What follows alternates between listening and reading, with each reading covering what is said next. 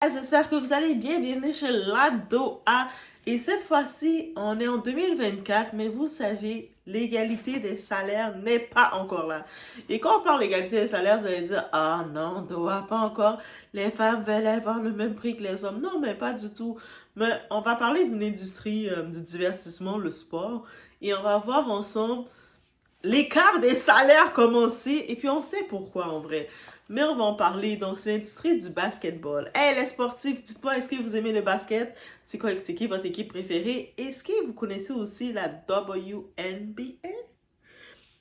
W pourquoi? Woman, I'm a woman, yes. On va parler de Angel Reese. Actuellement, c'est une nouvelle rookie, une nouvelle recrue en tant que telle.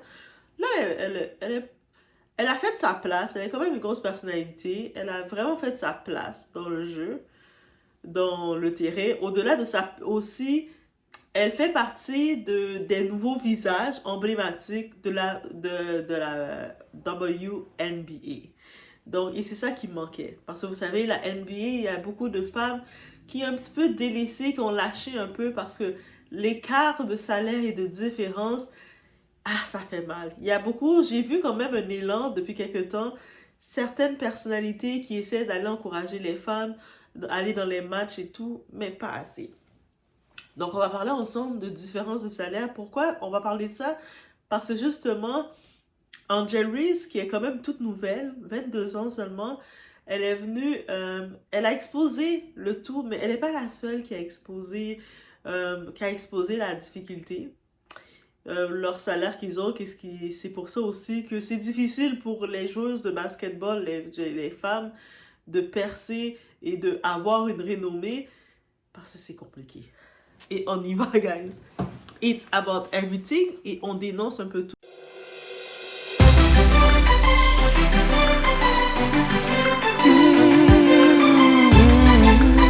La WNBA paie bien, mon pote. J'espère que vous savez, la WNBA ne paie pas mes factures. Ça ne couvre même pas une seule de mes factures. Je pense à mon loyer, là où j'habite. Je vais faire un calcul rapide. Ça pourrait couvrir ça. Ouais, ça couvre ça. C'est sûr. C'est quoi mon...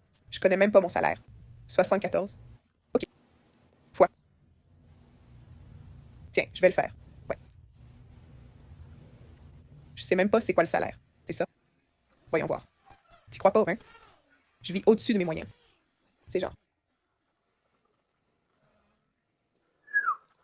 Non, mon loyer est plus élevé que ça. C'est 8000. Je vis au-dessus de mes moyens. Si vous pensiez que... Bébé, si vous pensiez... C'est comme, laisse-moi voir. Je connais même pas mon salaire WNBA. Ce truc-là. Paye même pas ma facture de carte. Ouais, je crois que j'ai payé la carte. Ouais, je le fais pas. Angel Reese, elle est bien dans le domaine où ce qu'elle est. Et puis, je pense qu'on avait besoin de quelqu'un comme elle dans le basketball féminin professionnel. Elle est née le 6 mai 2002, 22 ans. Elle est taureau. Ça dit déjà beaucoup. Elle est née à Randallstown, au Maryland, aux États-Unis, dans un état. Elle mesure 1m91, donc elle est plus haute que moi. Moi, je suis 1m71. J'aurais été vraiment petite pour être dans le basketball. Pourtant, je me considère grande, mais tu sais, j'aurais quand même été dans les plus petites. Pourtant, elle est considérée dans les plus petites. Vous voyez?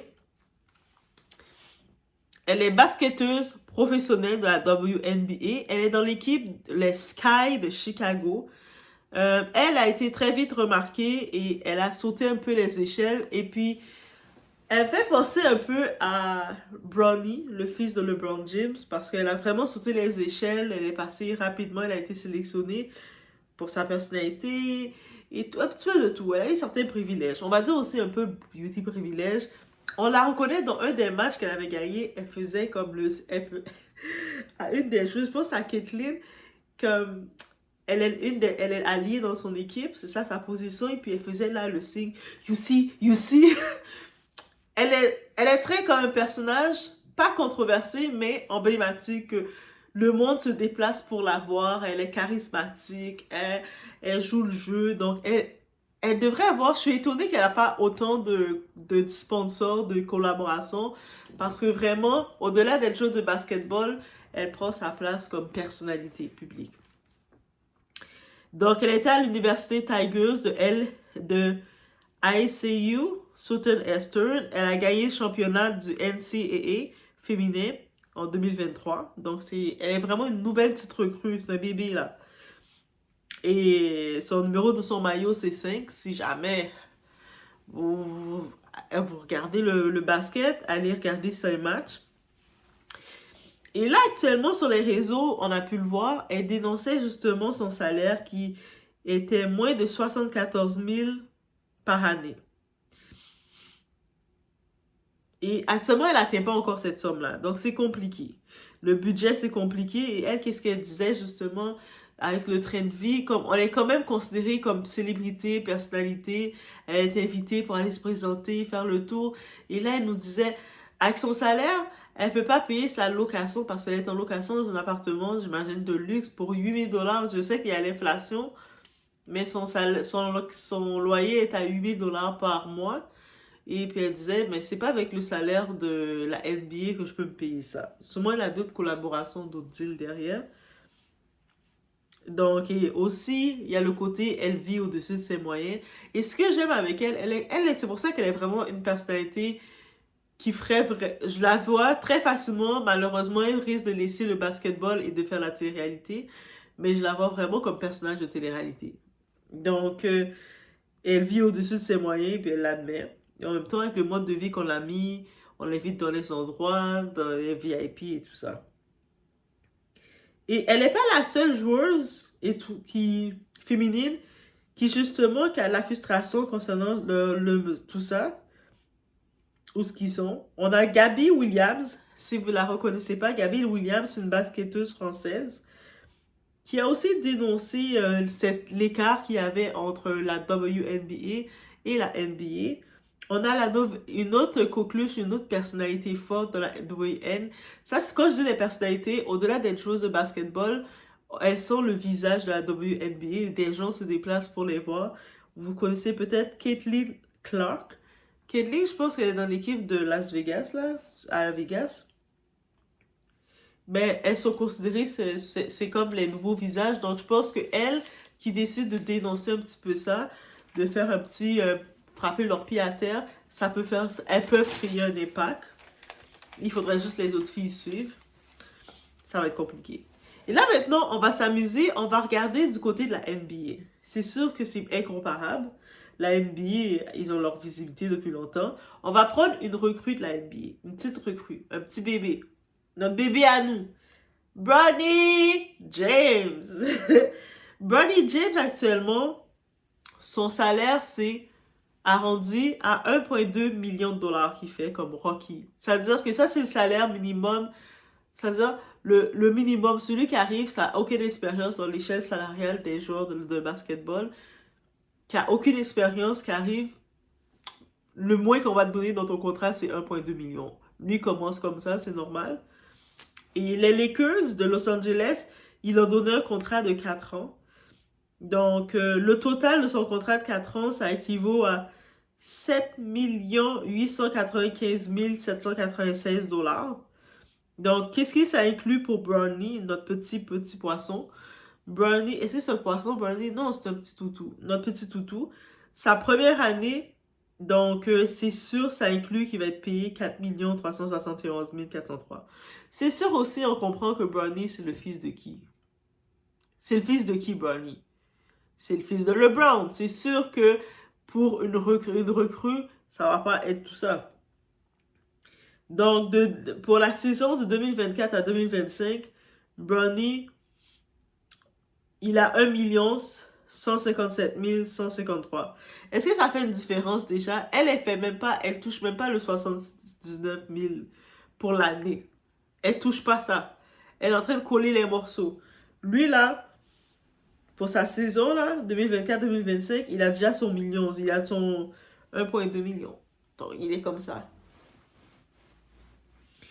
Et ça, c'est sans compter les collaborations et tout ça. C'est juste le basket, la NBA. Ça paye bien pour les hommes, la NBA. On s'amuse un peu.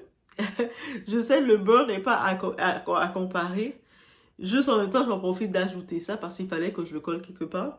LeBron James, il a enfin signé son contrat parce que vous savez, quand LeBron James était capitaine de l'équipe USA, Team USA, pour les Jeux Olympiques, il n'avait pas encore signé son contrat. Il était encore agent libre. Il y a beaucoup de monde qui disait, imagine qu'il fait une équipe avec Stephen Curry, tout ça, il décide d'aller. Mais on savait toutes qu'il allait rester avec les Lakers. Pourquoi? Parce qu'il a fait son fils. Les Lakers ont pris son fils. Ça faisait partie de son contrat. Ok, c'est close. Quand on est expert comme ça dans notre domaine, on peut faire des clauses comme ça pour faire bénéficier notre enfant. Bras, vous avez compris. Donc lui, il a signé son contrat de 2 ans. On comprend que c'est les 2 dernières années de LeBron. Il va probablement après ça prendre sa retraite. Il est déjà dans les genres de basket. Il est quand même le plus vieux de toute sa colonne qui est restée. Et son contrat, les nombres, il y a beaucoup de chiffres. Donc, les Lakers l'ont signé pour les 2 ans. 101,35 millions pour la saison 2024-2025. C'est quand même des plus gros contrats qu'ils ont fait dans la NBA. Et c'est sûr, le salaire le plus bas de la NBA pour un rookie, un petit bout de chou, comme je vous ai dit, c'est 1,2 million. Donc c'est 1 157 153. Ça serait le salaire pour, si vous rencontrez un gars dans la NBA qui vient de commencer, il est signé, c'est un nouveau, il n'a pas encore d'années d'expérience, ben, dites-vous qu'il risque d'avoir son salaire de 1,2 million. Donc, il n'est pas si à plaindre que ça. Il va pouvoir vous offrir des bagels avec du saumon. Donc, c'est quand même bien. Donc, on voit complètement l'écart est énorme. Énorme! L'écart, il n'y a pas d'écart. On ne peut même pas les comparer. Donc, qu'est-ce qu'on peut retenir? Mais tu sais, la NBA, elle est commercialisée parce que les sports de divertissement, peu importe que ce soit, c'est le commercialisé. Pourquoi ils ont autant d'argent que ça? Ben, que ce soit pour les matchs,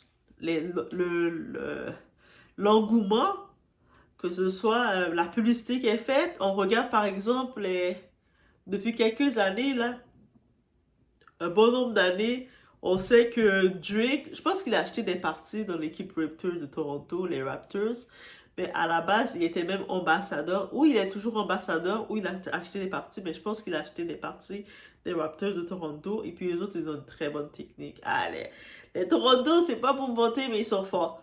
Mais on voit qu'il est là, on voit chaque équipe, ils ont leur personnalité. Il y a beaucoup de personnalités américaines qui ont leur équipe. Donc, ça fait beaucoup de roulement d'argent. Ils achètent des actions dans les équipes. Alors que dans le côté féminin, il n'y a pas beaucoup qui achètent les actions. Et puis, pour que ça fasse le contraire, il faut voir plus de emblématiques. Parce que quand on regarde le basketball, que ce soit pour LeBron James, que ce soit pour Steph Curry, Kevin Durant, et j'en passe, ça fait une différence. Par contre, c'est dommage pour notre petite Angel Reese, parce que je me rappelle, pendant les Jeux Olympiques, il y avait déjà, on parlait des petites histoires amourettes entre elle et Kevin Durant.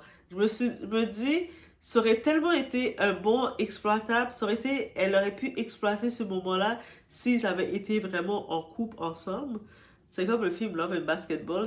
Imaginez qu'ils avaient été en couple, elle aurait été en couple. Je sais, le monde dit, ah, il y a un écart d'âge, il a quel âge, Kevin Durant? Kevin Durant a 34 ans, mais si ça fait un écart d'âge de dizaine d'années, c'est correct. Bref, vous comprenez. Mais moi, je dis que ça aurait été un bon coup pour la WNBA d'avoir un couple une joueuse de basket avec un joueur de basket professionnel, et ça aurait créé de l'achalandage. T'imagines que une des joueuses de basket décide de se mettre en couple avec un Stephen Durant. Non, pas Stephen. J'ai changé les noms. Kevin Durant. Juste d'imaginer un instant. Qu'est-ce qui serait créé? Ça aurait créé l'achalandage. De temps en temps, quand il y aurait un match, on voit Kevin qui vient regarder le match comme ça. Et tout le monde voudrait venir pour voir le couple. Donc ça aurait été aidé. Et c'est ça qu'il y a dans la NBA aussi. Il y a cet engouement. on vient les voir, il y a plein de vedettes qui viennent les assister, mais moi je me dis, c'est dommage, surtout les vedettes, nos artistes féminines qui se disent girl power, qui se donnent des mouvements féminins, mais on s'encourage pas pour vrai. Hey, quand je vous dis la solidarité féminine, c'est compliqué, mais c'est ça. Bref, c'est ça. C'est sûr que oui, je peux comprendre qu'elles sont fâchées de voir les cas, mais la WNBA fait pas d'argent. C'est ça qu'il faut comprendre. Donc, ils vont pas pouvoir les payer le salaire des basketteurs. Et certaines des joueuses, elles voulaient même que les joueurs de basket les donnent une partie de leur salaire. Mais il peut pas faire ça. LeBron James, il n'a aucune raison de prendre son salaire, donner à une autre chose comme ça. C'est comme si vous travaillez dans votre compagnie et vous avez un bon contrat et vous faites des bonnes ventes. Et puis, il y a quelqu'un à côté de vous, votre collègue, qui est en train de dormir. Et le patron dit, ah, mais pour être juste, on va couper ton salaire de vente, on va le donner à ton collègue. C'est sûr que tu vas être fâché, tu vas pas envie de dormir, tu vas refuser. Mais c'est un peu la même chose. Donc, c'est l'engouement qui doit se créer. Les filles doivent créer plus d'engouement sur ça et créer quelque chose. They have to! Parce que c'est ça que le basketball fait. C'est pas juste penser que c'est aux hommes de les donner leur salaire pour qu'elles soient comme eux. Il faut se battre pour créer. Et avant que ces hommes-là, ils ont des aussi gros salaires que ça, mais ils ont créé un engouement, ils ont une marque d'appartenance aux gens. Les gens, ils aiment l'équipe, les fans des équipes, ils sont prêts à voyager pour aller voir leur équipe. Mais il faut créer ce même mouvement-là. Il y a des personnalités comme Angel Rose et Caitlin Clark, elles sont très bien placées parce qu'elles ont cette vision-là, mais elles ne sont pas suffisantes. Il en faut d'autres aussi qui se démarquent comme ça. Et je pense que ça serait la solution. Laissez-moi savoir, vous, ça serait quoi la solution pour la WNBA. On se voit au prochain vidéo. Hey, it's about everything, guys. On se voit au prochain vidéo.